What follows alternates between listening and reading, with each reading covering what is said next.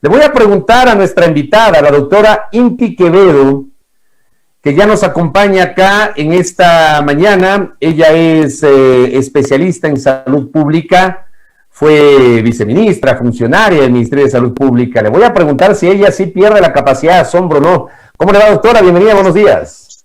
¿Cómo está, Fabricio? Qué gusto. Muchísimas gracias por la invitación. Yo fui subsecretaria de Vigilancia Epidemiológica y la verdad es que aunque uno ya no espera casi nada de estos funcionarios y de estas autoridades, aún así logran seguirnos decepcionando, ¿no? O sea, creo que es impresionante lo que hemos escuchado el día de ayer.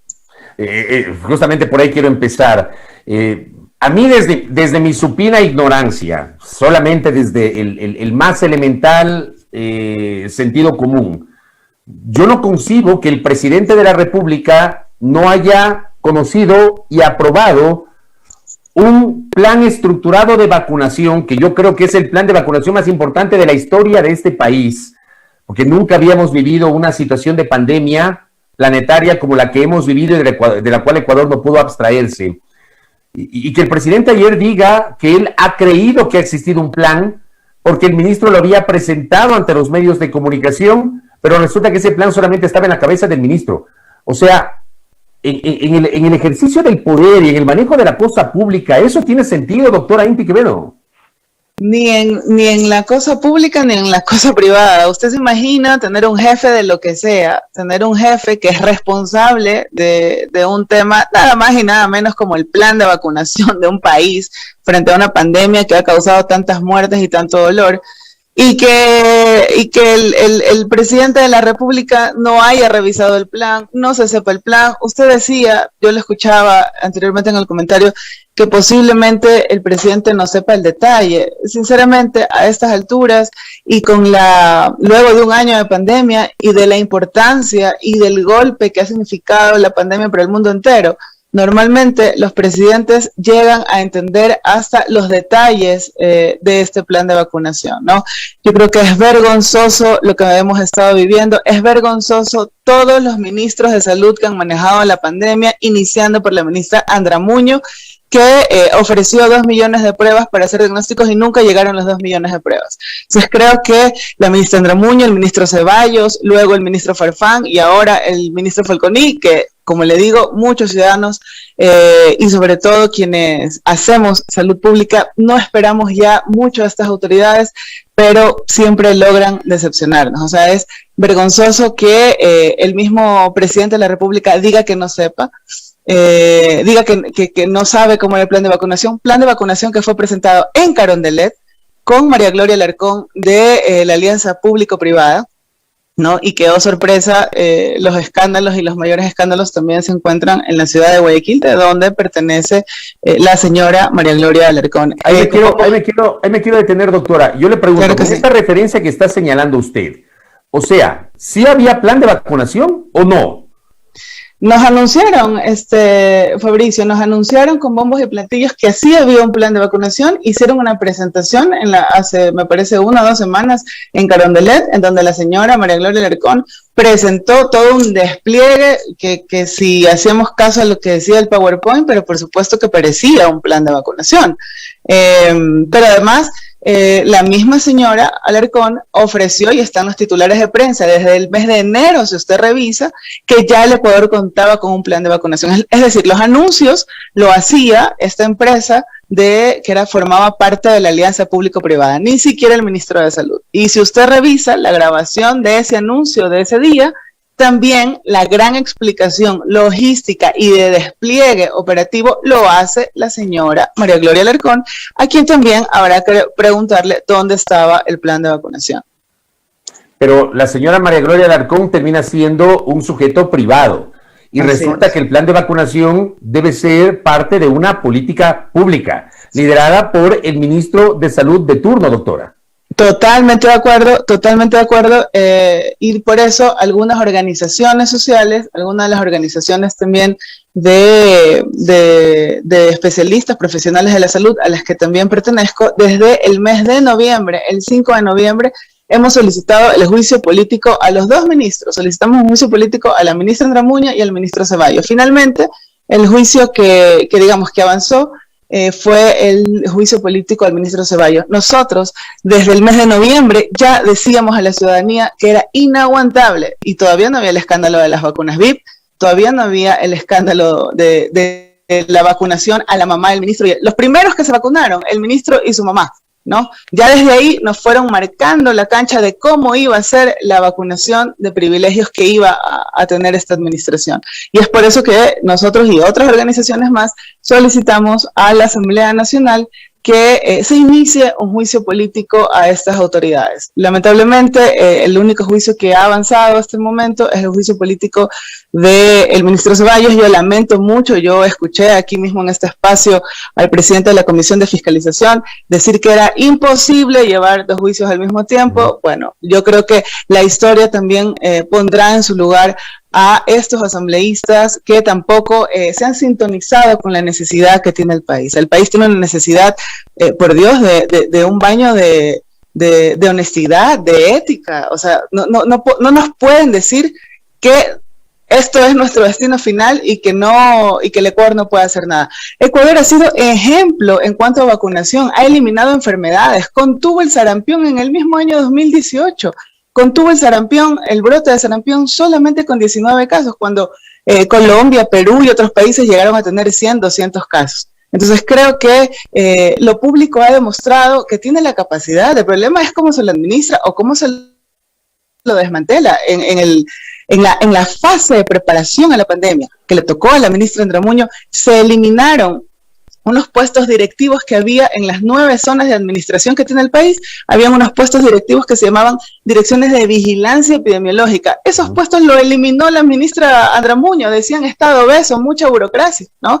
O sea, yo creo que ahora nos está costando muy caro este discurso del estado obeso y de denostar a lo público, porque finalmente, en un momento como este, como usted bien lo señala, quienes tienen la responsabilidad es precisamente el sector público. El sector privado sí puede colaborar, pero la responsabilidad política, legal y la garantía del derecho se encuentra precisamente en la autoridad sanitaria, que ha venido siendo denostada todos estos 4 años, ¿no? Que lo público no vale, que hay que reducir, que el Estado obeso, ¿no? Entonces creo que los ciudadanos y ciudadanas tenemos que repensarnos ahora ese discurso del Estado obeso. Estamos viviendo las consecuencias de haberle llamado estado obeso. Doctora Inti Quevedo, que nos acompaña esta mañana, ¿tiene sentido que quien haya coordinado el supuesto plan de vacunación para los panas, ya? Porque está claro que no existía un plan de vacunación general, o sea, aquí se priorizó el bien particular por encima del bien común, pero este plan de vacunación para el entorno, para los panas, para los amigos, para estos sectores privilegiados, ¿tiene sentido que esa coordinación, según los audios que se filtrados ayer por el portal digital Aposta, tiene sentido que ese plan haya sido coordinado por una suerte de mesa público-privada? Como me dice acá un oyente, Fabián Tapia, pregunta si esto es legal, si esto no es un artilugio para evitar el control, por ejemplo, de los entes competentes, doctora. Imagínense, la OMS desde el mes de octubre ya dio recomendaciones para cuáles tenían que ser los grupos poblacionales a vacunar. Usted, cuando tiene una epidemia como esta, usted tiene 2 objetivos. El primer objetivo, salvaguardar esa primera línea, porque si se siguen enfermando, usted tiene que tener personal que siga atendiendo, ¿no? Entonces, usted vacuna la primera línea no porque se contagie más o porque tenga más riesgo de fallecer, sino porque usted necesita tener integridad de los servicios públicos, integridad de la primera línea. Y en segunda instancia, dice clarito la OMS, obviamente dependiendo del escenario epidemiológico en el que usted se encuentra, es decir, si usted se encuentra con mucha transmisión o con poca transmisión, pero ¿qué le recomienda? Vacunar a las personas que tienen más riesgo de morir, que son las personas mayores de 90, mayores de 80 y mayores de 70. ¿No? Entonces, ¿cómo va a creer que usted tiene esa recomendación desde el mes de octubre y los primeros vacunados son cualquier cosa, pero no entran en ese plan? A la par que se vacuna la mamá del señor ministro, recién la semana pasada se han vacunado colegas míos que han atendido 1 año la pandemia, 1 año, médicos que también tienen enfermedades, que tienen hipertensión, diabetes, obesidad, recién la semana pasada, ¿no? Ahora en marzo, pero en enero se vacunó primerito la señora madre del ministro y el mismo ministro de Salud. Es decir, yéndonos en contra de todas las recomendaciones internacionales, Ecuador ha demostrado ser uno de los países que ni siquiera pudo organizar una vacunación ordenada, transparente, y que le dé seguridad al país. ¿Y sabe cuál es el daño, Fabricio? Que ahora al Ministerio de Salud le va a costar retomar la credibilidad de lo público. Cada vez que habla un ministro de Salud, ya nadie le cree. ¿Ya? Y eso, en el caso de salud, es perjudicial, porque cuando salga un ministro de salud, cuando salga una autoridad de salud a decir hay que lavarse las manos, hay que ponerse... ya no se le va a creer, ya no se le va a creer. Oiga, eso es muy, muy lamentable. Oiga, doctora, aquí hay otro mensaje que me parece muy interesante de Javier, que nos escribe a la transmisión de Facebook Live. Estamos dialogando con Inti Quevedo, haciendo un análisis sobre este desastre del inexistente plan de vacunación.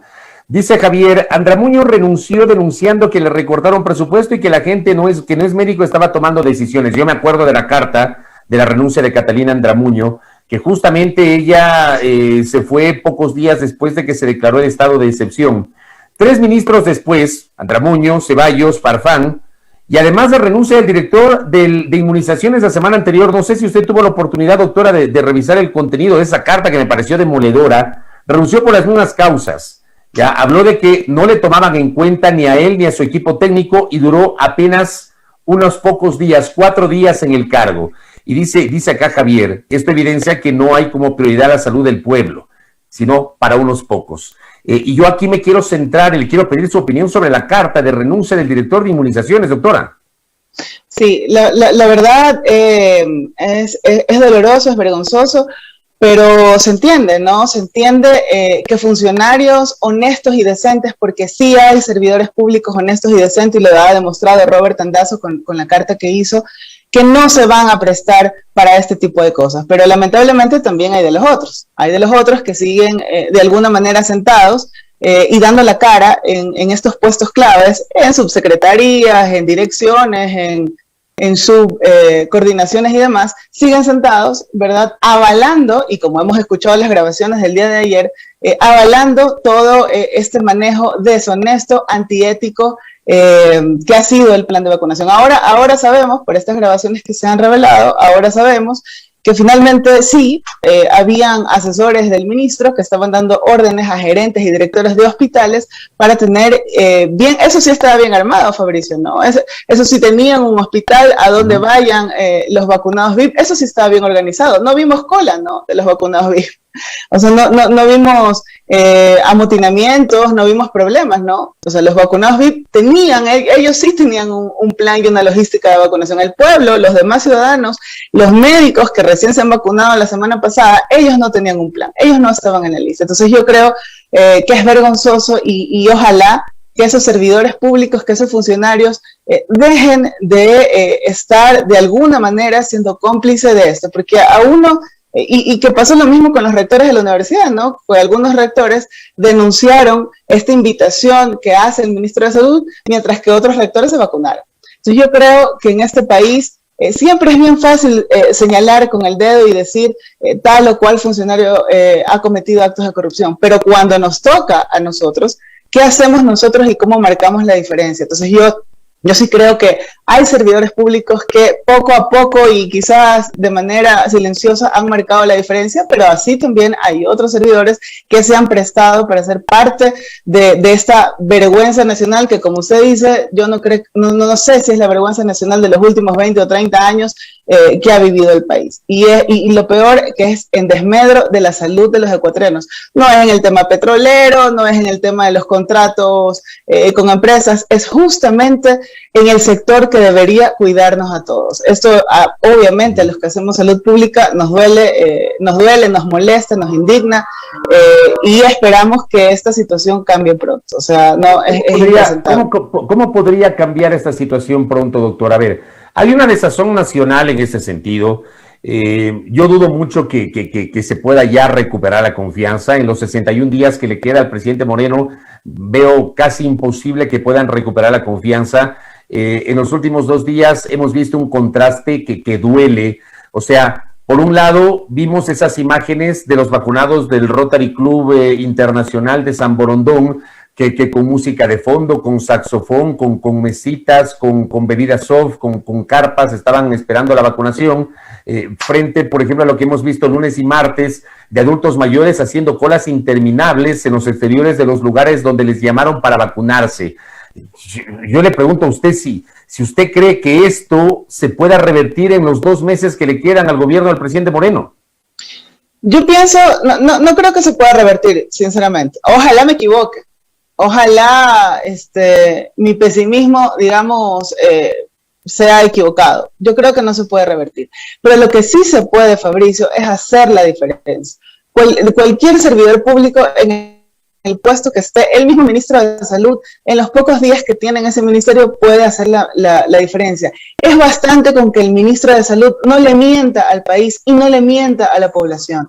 Eso ya es importante. Que no digan, entre comillas, la verdad los ministros cuando ya están afuera del cargo, ¿no? Porque generalmente eso sucedió con Andrés Muñoz. Ya cuando estaba fuera del cargo dijo, no, es que no me dieron presupuesto, pero el día anterior decía que tenía todo el presupuesto.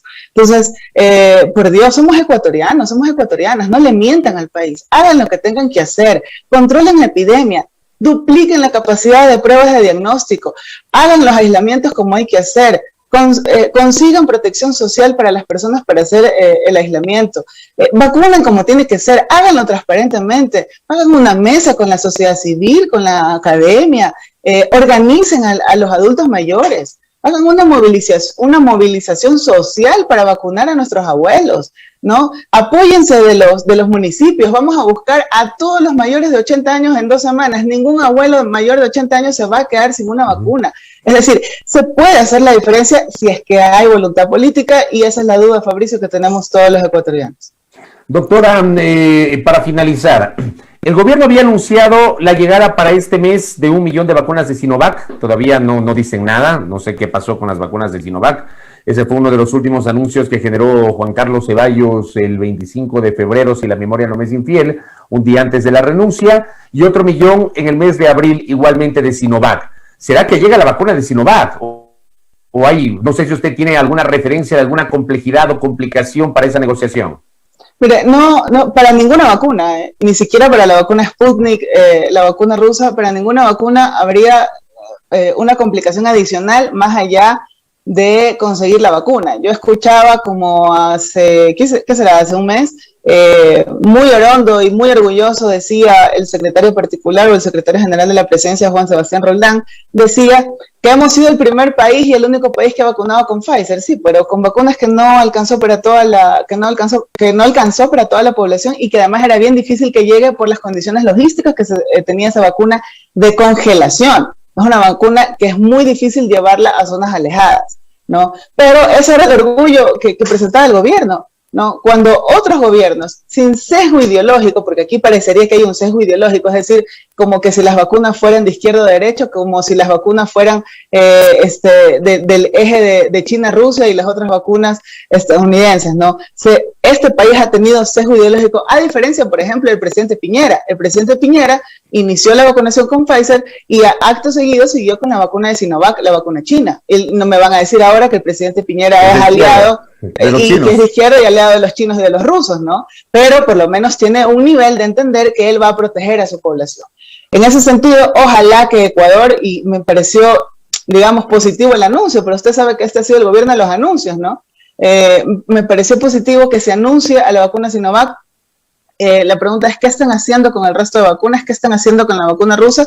Ya tienen la autorización, pero por supuesto que se puede autorizar las vacunas.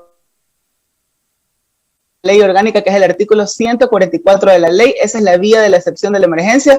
De una vez, si no lo sabe el ministro, le ayudamos y le decimos cómo tiene que hacer, pero tiene todo el marco legal para autorizar y tiene toda la evidencia para autorizar las vacunas. El tema es que los consiguen y las negocian. O sea, que esté el canciller de la República, que esté el ministro de Comercio Exterior, que esté el ministro de Salud negociando las vacunas. Tienen que tener un equipo para eso. Ojalá lo estén haciendo. Sí, buena pregunta. Doctora Quevedo, gracias por estos minutos que nos ha concedido para analizar este desastre sanitario que tenemos en el Ecuador. Muy amable, que tenga un buen día. Muchas gracias, Fabricio, a la orden. Gracias a Inti Quevedo, médica especialista en salud pública, quien también tuvo su paso por el sector público en su condición de subsecretaria, conversando con nosotros sobre este tema, ¿no? Acá me pasaban un mensaje y me decían que alguna vez el Ministerio de Salud Pública, eso me pasa a Natalia, hizo una campaña para personas con discapacidad, se ponían banderas blancas en las casas donde había personas con discapacidad y las brigadas salían a vacunar.